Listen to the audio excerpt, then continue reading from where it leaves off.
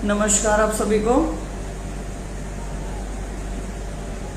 आप लोग जुड़ जाइए। फिर हम आज बात करेंगे एक महत्वपूर्ण विषय सीईटी के संदर्भ में। बहुत सारे सवाल आ रहे हैं और कल बच्चों ने धरना प्रदर्शन भी किया है एचएसएससी के सामने। बहुत भारी संख्या में इकट्ठे हुए थे और रूबरू हुए हैं अधिकारियों से, जहां अधिकारियों ने उन्हें कुछ कहा है। मैं उन सब तमाम चीज़ों के ऊपर बात करना चाहती हूँ ताकि आप जब भी आगे किसी अधिकारी से रूबरू हों, किसी नेता से रूबरू हों, तो आपको लॉ की पोजीशन और सब कुछ बिल्कुल क्लियरली पता हो। आप कोई भी मांग उठा रहे हैं तो आपको ये पता हो कि आप जायज़ मांग उठा रहे हैं, नाजायज़ उठा रहे हैं। इस समय 3.5 साल से, पिछले 3.5 साल 2022 से ही इनफैक्ट जब से सीईटी हुआ है तब से युवा प्रताड़ना झेल रहा है। हरियाणा का युवा, बेरोजगार युवा बेचारा, बिना किसी गुनाह के जैसे सजा दे दी गई है, बिना किसी अपराध के दंड दे दिया गया है। हरियाणा के बेरोजगार युवाओं को ऐसा कुछ प्रतीत हो रहा है। जिन्होंने सीईटी दिया है पास हो रखे हैं वो भी, जिन्होंने सीईटी दिया क्वालिफाई नहीं कर पाए वो भी, जो सीईटी दे ही नहीं पाए, फॉर्म ही नहीं भर पाए वो भी। वॉइस बहुत कम है मैडम, राणा कपिल ने लिखा है। आप ये बताइए मेरी आवाज सबको लाउडली सुनाई दे रही है, ठीक से सुनाई दे रही है? क्योंकि आवाज यदि आप तक ढंग से पहुंच रही है तो ही बात करने का फायदा है, नहीं तो मैं इसको दोबारा रिकनेक्ट करती हूँ। राकेश हिंदुस्तानी, मुख्यमंत्री की घोषणा करने के बाद भी बीसीए सर्टिफिकेट नहीं बन रहे हैं, इसके ऊपर भी बात करूंगी। पहले मुझे वॉइस बता दो, वॉइस और ऑडियो और वीडियो सब कुछ अगर परफेक्ट है तो मैं स्टार्ट करती हूँ। यहाँ और दिख नहीं रहा है। अगर आप कमेंट्स कर रहे हैं तो आ नहीं रहे हैं, शायद धीरे धीरे आते होंगे। बहरहाल बीच में मन करता है कि थोड़ी अपनी बात करूं, लेकिन बिजी इतना शेड्यूल हो रखा है कि बात करने का मौका ही नहीं मिल पाता है। लाइव बहुत कम आ पा रही हूँ, लेकिन जितना हो सके उतने मुद्दे उठा रही हूँ। चाहे मैं कहीं ट्रैवल कर रही हूँ, चाहे मैं कहीं मुझे 2 सेकंड का 2 मिनट का भी समय मिल रहा है तो मैं बैठ के पढ़ रही हूँ कि उसके बारे में क्या क्या है। बच्चों के ईमेल्स भी मैं पढ़ रही हूँ। बेशक मैं रिप्लाई ना करती हूँ, मैं आप सभी के ईमेल्स पढ़ती हूँ और जो जायज़ चीज़ें होती हैं वो उठाती भी हूँ। आ रही है आवाज़, perfect voice, thank you. Bhajpa सरकार में शायद कोई सीईटी नहीं होगा बहन जी, बहुत बड़ा धोखा हुआ, मैं जानती हूँ मैम। वॉइस सही आ रही है, परफेक्ट है जी, थैंक यू वेरी मच। हम स्टार्ट करते हैं। सबसे पहला महत्वपूर्ण सवाल, इधर उधर की बातें छोड़ती हूँ और सीधा सवाल पे पहुंचते हैं कि क्या सीईटी इस स्टेज पर क्वालिफाई हो सकता है? तो इसका जवाब है हाँ।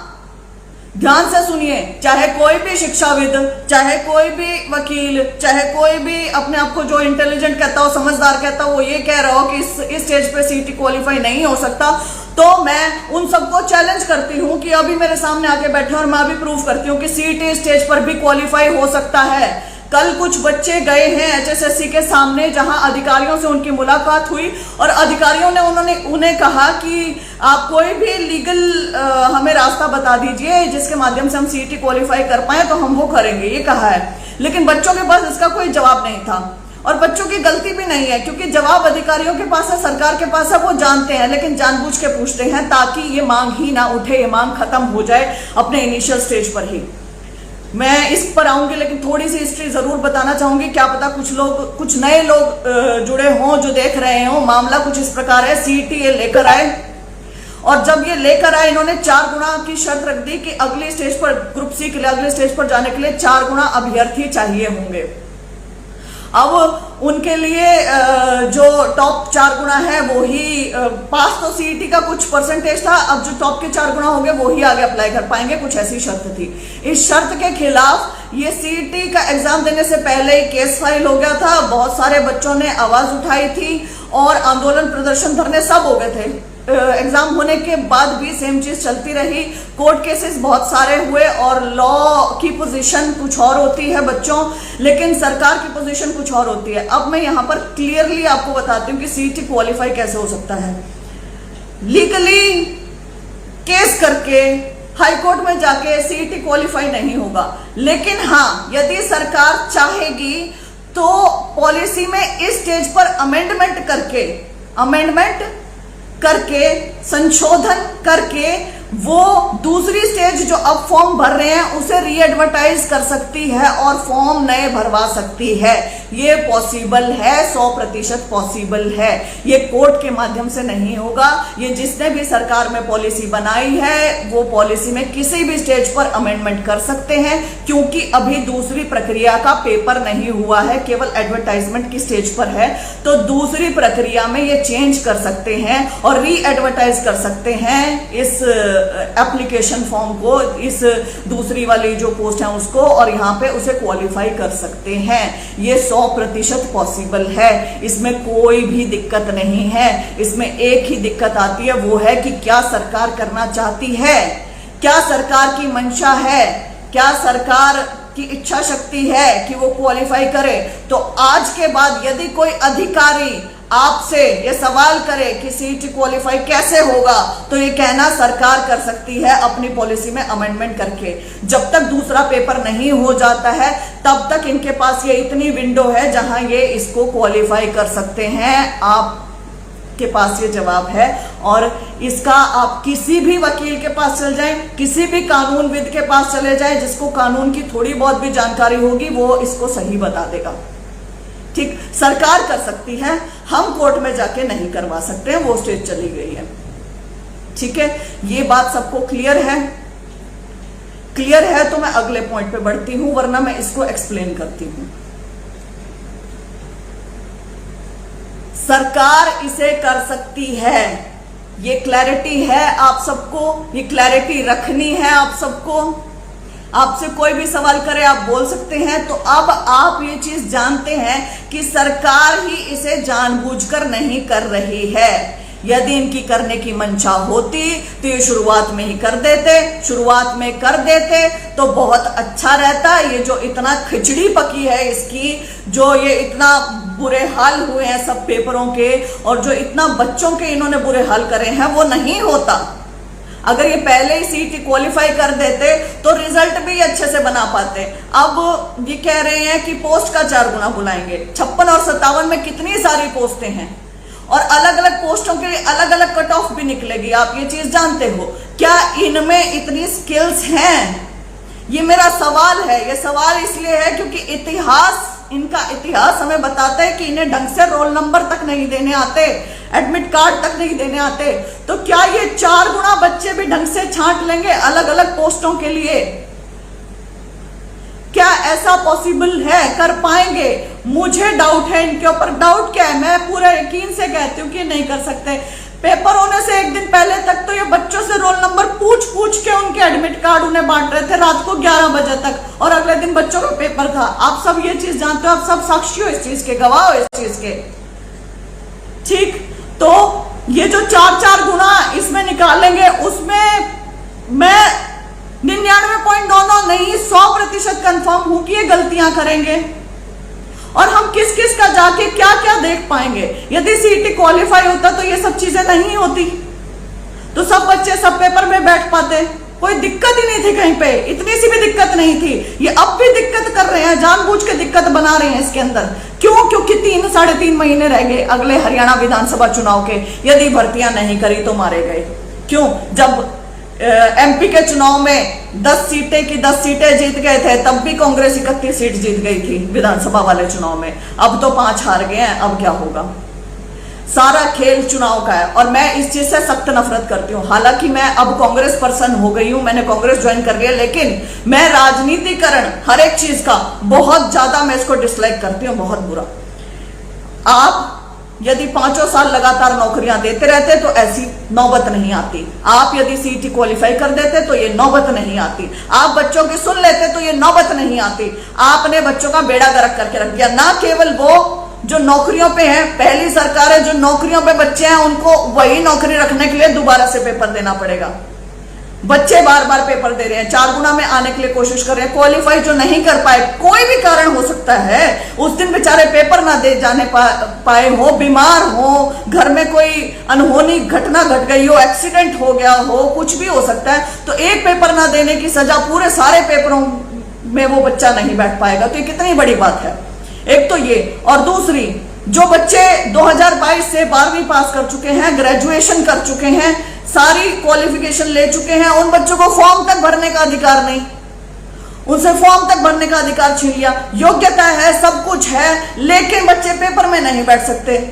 पुलिस वाले बच्चे क्या करेंगे? पुलिस की इतनी बम्पर भर्ती आपने निकाल दी है, लेकिन जो बच्चे बाहर बैठे हैं, योग्यता लिए बैठे हैं, वो क्या करें? उनका सपना था पुलिस में जाने का, वो क्या करें? वो बाहर बैठे रहे, आपसे हाथ जोड़ते रहे, कहते रहे कि आप कृपया करके हमें भी मौका दे दें। कैसी सरकार हो आप? योग्य बच्चे बैठे हुए हैं, बाहर भी योग्य बच्चे बैठे हुए हैं, अंदर भी बाट देख रहे हैं, 3.5 साल निकाल दिए, मजाक कर रखा है अपने बच्चों की जिंदगियों के साथ। ये बड़ी महत्वपूर्ण चीज है जिसके बारे में बात कर रही हूं। हमें लाइटली नहीं लेनी चाहिए ये चीज, क्योंकि इसका असर बड़ा भयंकर पड़ रहा है। भयंकर कैसे? 1,80,000 तो सैंक्शन पोस्ट खाली हैं, फिर ये सारी की सारी रेगुलर भर्तियां निकाल रहे हैं, बैकडोर के माध्यम से अपने बंदे भरने में लगे हुए हैं। उसके बाद जो बच्चे निराश हो लिए कि हरियाणा की सरकार तो नौकरी कौन दे सकती है, इनकी तो भर्ती अटकी रहे हैं, इनके तो भ्रष्टाचार हो गए, तो पेपर लीक हो जाए, इन पे तो पेपर को नहीं होते, और ये तो आप लाग भी जाओ ना नौकरी पे तो भी अटन का खतरा है। ऐसे बच्चे हैं। एक बच्चे ने मुझे ईमेल कर रखा है, मैं उसको जवाब नहीं दे पाई। उसने कहा, बहन जी मैं बस कंडक्टर के यहाँ पे, अगर वो सुन रहे हो तो वो पहचान जाएंगे कि मैं बस कंडक्टर के पद पर पहले से था, बाद में मैंने सीट ही दिया और एसए में चयन हो गया, मैंने कंडक्टर वाली पोस्ट छोड़ के एसए वाली ज्वाइन कर ली। अब इस मनोज सरकार ने मेरे को दोनों से हटा दिया, मैं कहाँ जाऊं? क्या करूं? मैं गोली खा कर मरूं? तो उस बच्चे को मैं क्या जवाब दूं? मेरे पास जवाब नहीं है, क्योंकि ये सरकार तो ऐसी है, नौकरी लगे लगाए भी हटा सकती है। जहां तक हम बात करते हैं rules of the game can not be changed, एक वकील साहब किसी से मेरी बात हो रही थी, तो ये उस चीज के लिए था जब आप कोर्ट में जाते हैं। हम कोर्ट में कह ही नहीं रही हूं कि सीट क्वालिफाई होगा, मैं ये कह रही हूं कि सरकार कर सकती है, अभी पॉलिसी में अमेंडमेंट करके कर सकती है, पॉलिसी में संशोधन करके कर सकती है दोबारा, क्योंकि दूसरी स्टेज के लिए नई एडवर्टीजमेंट निकाली जाती है, तो नई एडवर्टीजमेंट में नई चीज आ सकती है, ये पॉसिबिलिटी है जब तक दूसरा पेपर ना हो जाए। ये है। खैर, तीसरा महत्वपूर्ण पॉइंट इनका, ये कर रहे हैं बच्चों को पागल बनाने का काम, बरगलाने का काम। अब आपने देखा होगा मुख्यमंत्री नायब सिंह सैनी जी ने कहा कि जो क्रीमी लेयर है ओबीसी की, वो 6 लाख से हम 8 लाख कर रहे हैं, इसमें हम सैलरी वाली इनकम और एग्रीकल्चर इनकम को एक्सक्लूड कर रहे हैं। आपने बोल दिया बहुत बढ़िया ये मूव है ओबीसी वर्ग के लिए, एक सुखद आपने समाचार दिया, लेकिन सिर्फ बोल दिया। कह रहे हैं कि शायद वो ट्वीट भी डिलीट हो चुका है, उसकी मैं पुष्टि नहीं करती हूं, लेकिन सिर्फ बोलना। अधिसूचना तो जारी करो जनाब, कुछ लिखित में तो दे दो, कुछ लिखित में तो जारी करो कि हाँ 8 लाख हो गई है। केवल बोलने से हो गई है क्या? अब इन बच्चों को 8 तारीख तक अपने फॉर्म जमा करने हैं, उसमें क्या लिखें, क्या करें, कहाँ जाए? नौकरियां तो अब चली जाएंगी, तो ये क्या करें इनकी बता दो। तो भिन्न भिन्न वर्ग की भिन्न भिन्न मुसीबतें हैं। अब इन बच्चों को मैं कहना चाहूंगी जो ओबीसी वाले हैं, मुख्यमंत्री कहते हैं ना मेरे दरवाजे 24 घंटे खुले हैं और मेरे पास आओ और मुझसे बात करो और मुझे बताओ क्या समस्या है। तो लोग अपनी समस्या बता रहे हैं, समस्या का समाधान किसी का हो रहा है उसकी कोई गारंटी नहीं है, लेकिन हाँ न्यू हो जाए ना कि आप अपनी बात कह दे, अपना पेटा भर जाया करें कि हाँ भाई मुख्यमंत्री तो कह है, मैं तो मेरा तो पेटा सा भर गया, मेरी तो सुन ली बात, बस वो वाला काम हो रहा है वहां पे। क्योंकि 3 महीने किसी की क्या सॉल्व करेंगे? हाँ, लेकिन सुन जरूर सकते हैं। तो आपको क्या करना है, एक ट्राई तो करनी चाहिए कि आप लोग मिलकर जाएं और कहें कि आपने 8 लाख का क्राइटेरिया किया है, कृपया करके इसकी अधिसूचना कुछ लिखित में तो जारी कर दो कि जिसके माध्यम से हम लोग भर सके फॉर्म, ताकि वो चीज फॉर्म में भी आ जाए। राइट? तो ये चीज आपको करनी चाहिए। दूसरा मैंने आपको बता दिया, सीटी क्वालिफाई हो सकता है, कोई कुछ भी बोले, कह देना श्वेता ढुल ने बोला है, कोई कुछ भी बोले कि नहीं हो सकता है, rules of the game can not be change, या फिर फलाना ढिमका कुछ भी बोले, तो कह दो कोर्ट के माध्यम से नहीं, सरकार कर सकती है। और श्वेता ढुल ने बोला, और पूरे उससे बोलना कॉन्फिडेंस से, क्योंकि मैं पूरी कॉन्फिडेंस से बोल रही हूँ और चैलेंज करती हूँ हर किसी को, सारे के सारे जितने भी कानूनविद हो या सरकार के नुमाइंदे हो, जब तक तुम्हारा दूसरा पेपर नहीं हो जाता है तुम इसकी पॉलिसी में चेंज करके अमेंडमेंट करके सीटी क्वालिफाई कर सकते हो। बच्चों को बरगलाना और झूठ बोलना बंद करो। ठीक, इतना भरोसा मैं जानती हूं आपको मेरे ऊपर है, इसलिए मैं उतने ही विश्वास के साथ आपको बोल रही हूं कि आप किसी भी प्लेटफॉर्म में खड़े होकर कह सकते हो ये चीज। डरना नहीं है, घबराना नहीं है, मैं आप लोगों के साथ हूं। हाँ, मेरी थोड़ी सी मैं ये कहती हूँ कि थोड़ी सी ऐसी मजबूरियां हो गई हैं कि मैं अब राजनीति में आ गई हूँ, एक्टिव राजनीति में। सुबह निकलती हूँ, दोपहर का थोड़ा सा समय मिला है, सुबह से खाना भी नहीं खाया है, अब बैठ के खाना खाऊंगी, फिर निकल जाऊंगी शाम को, क्योंकि मुझे चाहिए कलम की ताकत। मुझे नहीं पता लोग MP MLA क्यों बनते हैं, मुझे चाहिए कलम की ताकत। मेरा तुमने अधिकारी बनने का सपना छीना, मैं तुम्हारी कुर्सी छीनूंगी और मुझे कलम की ताकत चाहिए। मुझे बदलाव लाने हैं लोगों की जिंदगियों में। मैं जानती हूं कि जब तक यहां से मजबूत लोग, यहां से अच्छी सोच रखने वाले लोग राजनीति में नहीं आएंगे, तब तक ये ऐसे ही खेल और ऐसे ही धंधा और ऐसे ही सब कुछ चलता रहेगा। मैं आऊंगी, मैं जानती हूं मैं 10 लोगों को और प्रेरणा दूंगी, 100 लोगों को और प्रेरणा दूंगी। बहरहाल आप सबके साथ हूं। जब भी आपको लगे कि हाँ अब यहाँ पे हमें बहन जी की जरूरत है, मुझे जरूर याद करना। मैंने आप लोगों के साथ अपना फोन नंबर शेयर किया ही हुआ है, वो मेरे पेज के ऊपर भी है। किसी से डरने, किसी से घबराने की जरूरत नहीं। हमें एक दंभी, एक क्रूर, आप सबके साथ हूं। जब भी आपको लगे कि हाँ अब यहाँ पे हमें बहन जी की जरूरत है, मुझे जरूर याद करना। मैंने आप लोगों के साथ अपना फोन नंबर शेयर किया ही हुआ है, वो मेरे पेज के ऊपर भी है।